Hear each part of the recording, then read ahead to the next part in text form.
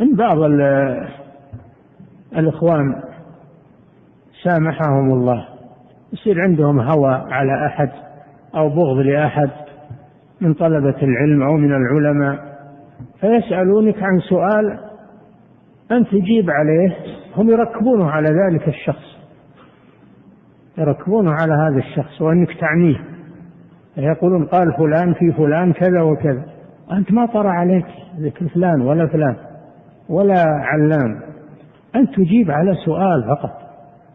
هم يركبونه ويقولون هو قصده فلان، قصده الطائفة الفلانية، ويدبلجون في الأشرطة ويألفون كتب بأن فلان قال في فلان كذا وأجاب عن كذا، وقصدهم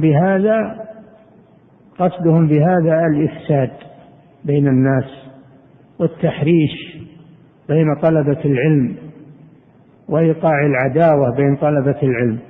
فنحن نحذركم ونعيذكم بالله من هذه الخصلة، أن لا تغتروا بها أو تنطلي عليكم، احذروا منها غاية الحذر. نعم.